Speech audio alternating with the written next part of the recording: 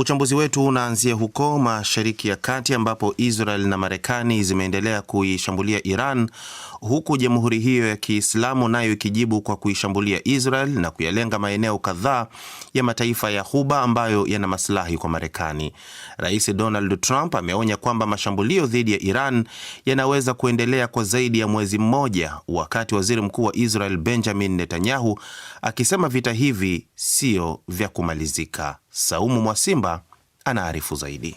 Vita vilivyoanza siku ya Jumamosi kwa mashambulio ya Marekani na Israel dhidi ya Iran hivi sasa vimeenea kwenye mataifa mbalimbali ya Mashariki ya Kati, yakishuhudiwa mashambulio ya Israel dhidi ya Lebanon hivi leo Jumanne, wakati Tehran ikiyashambulia mataifa kadhaa ya Ghuba washirika wa Marekani, ikiwemo shambulizi la droni lililoulenga ubalozi wa Marekani mjini Riyadh nchini Saudi Arabia. Ripoti zinasema shambulio hilo limetokea muda mfupi baada ya Washington kuwatolea wito raia wake waondoke kwenye mataifa yote ya Mashariki ya Kati.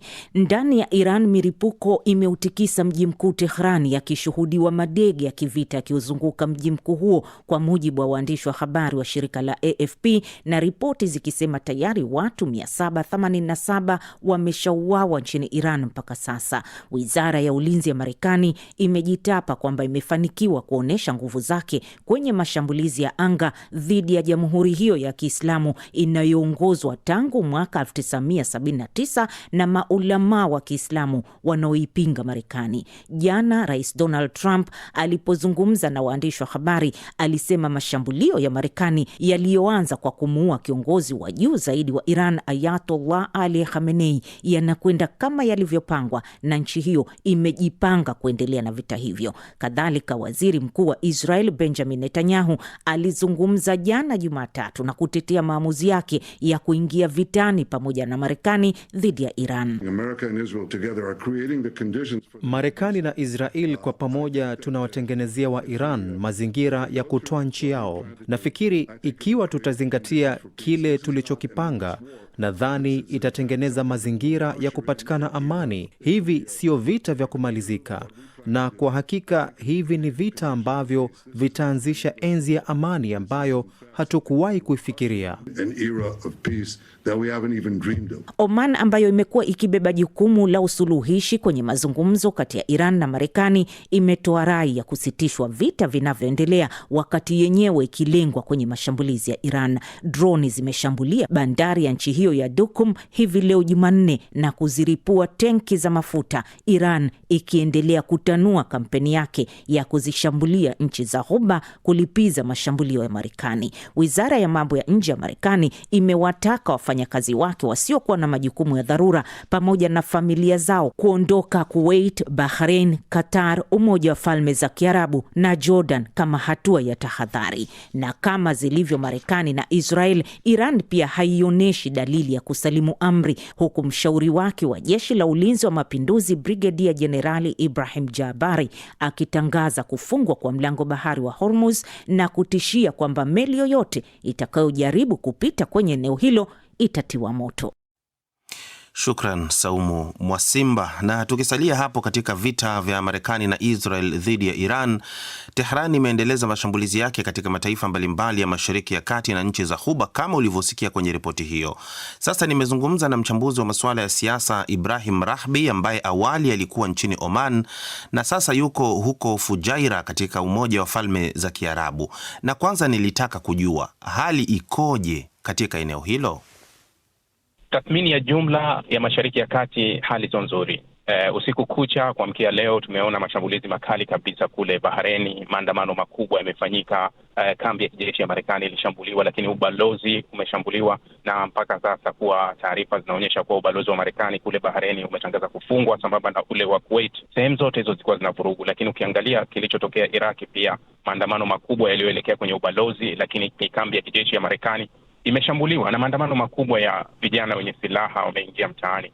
Kwa hiyo hii ndio hali unaweza ukahisi Mashariki ya Kati. Lakini unaweza ukaona kuwa jana kumefanyika mashambulizi pia kule kwenye ubalozi wa Marekani Riyadh, Saudi Arabia, sambamba na mashambulizi yaliyoelekezwa Dubai pia pamoja na kule Doha, Qatar.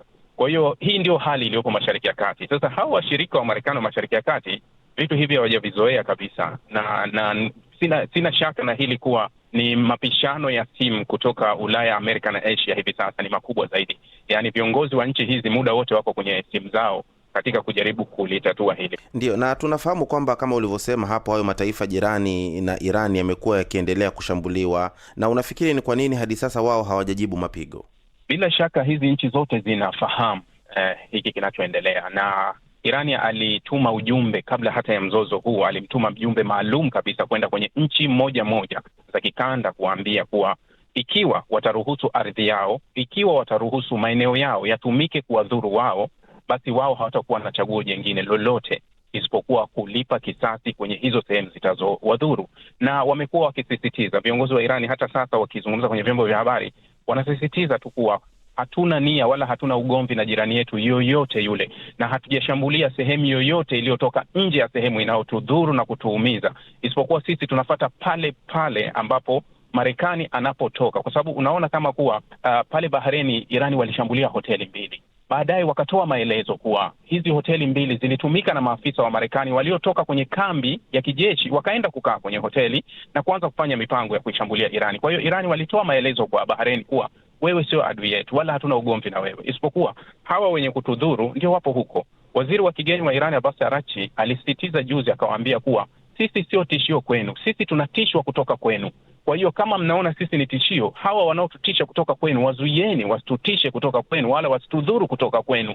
Kama watabaki hapa na sisi tutawafata huku. Kwa hiyo unaona hizi nchi za Kiarabu licha ya Irani kuwashambulia hawajajibu, kwa sababu wanafahamu kuwa Irani anachopambana nacho hakiwahusu wao, isipokuwa kuwa wanajua tu adui yupo hapa, na ndio maana wamekaa kimya kabisa. Na leo ni siku ya 4 tangu kuanza kwa mzozo huu mpya. Mashambulizi yanaendelea kutoka kila upande. Unadhani vita hivi vinaelekea wapi? Hii vita inataka kutoka nje ya mstari. Nimeeleza kile ambacho kimetokea Bahrain na kile kilichotokea Iraki. Iraki ni moja ya nchi yenye makundi mengi yenye silaha na ni makundi ambayo yana uhasama mkubwa na Marekani. Usisahau kuwa kundi kubwa Iraki lenye nguvu ambalo ni la Washia ni Kataib Hizbullah, ambalo lina wapiganaji zaidi ya 100,000. Kiongozi wao ni Abu Mahdi al-Muhandisi ambaye aliuawa sambamba na Jenerali Qasim Soleimani katika amri ya Trump. Kwa hiyo unaweza ukaona kuwa kuna visasi ambavyo vimewekwa nje kabisa ya suala la Irani. Kwa hiyo kile kinachoendelea sio muda mrefu sana kama kikiendelea kuwa hali itatoka nje ya mstari na udhibiti utakuwa ni mgumu. Alikuwa ni mchambuzi wa masuala ya siasa Ibrahim Rahbi, ambaye awali alikuwa huko nchini Oman na sasa yuko huko Fujairah katika Umoja wa Falme za Kiarabu. Kansela wa Ujerumani Friedrich Merz atakutana leo na rais wa Marekani Donald Trump mjini Washington, siku 3 baada ya kuanza kwa mashambulizi ya Marekani na Israel dhidi ya Iran.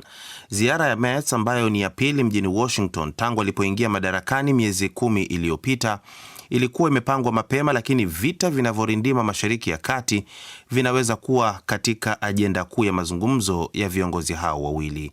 Amina Abubakar na taarifa zaidi.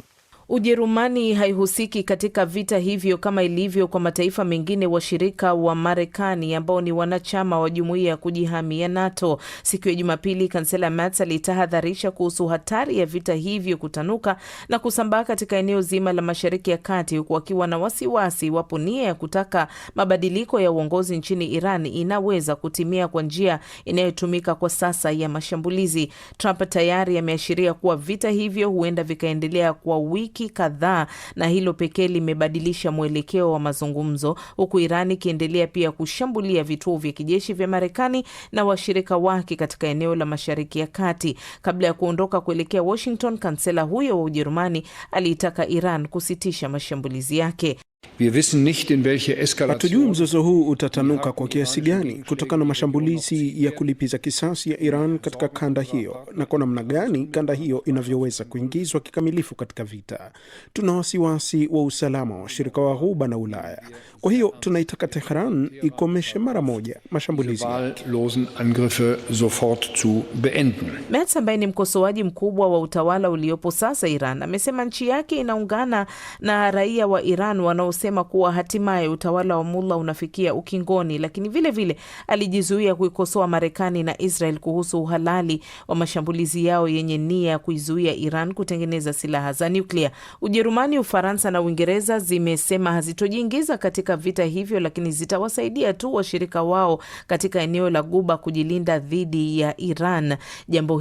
Tamko hilo lilikasirisha Marekani na huenda likaleta msuguano kidogo katika mazungumzo ya Trump na Merz. Mazungumzo ya viongozi hao wawili awali yalikuwa yajikite kujadili mvutano wa Ulaya na Marekani kuhusu vita vya Urusi na Ukraine, mahusiano ya kibiashara kati ya maeneo hayo mawili pamoja na sera ya nchi hizo kuelekea China, mambo ambayo bado yanatarajiwa kujadiliwa. Ziara ya kwanza ya kansela Merz mjini Washington mwanzoni mwa mwezi Juni mwaka jana ilikuwa ya kufana na ilikwenda vizuri, ikiwa ni tofauti kabisa na ziara ya rais wa Ukraine Volodymyr Zelensky na mwenzake wa Afrika Kusini Cyril Ramaphosa. Katika ziara hiyo, Trump alimwelezea kansela kuwa ni mtu mzuri na kuahidi kuwa Marekani itakuwa na mahusiano mazuri na Ujerumani.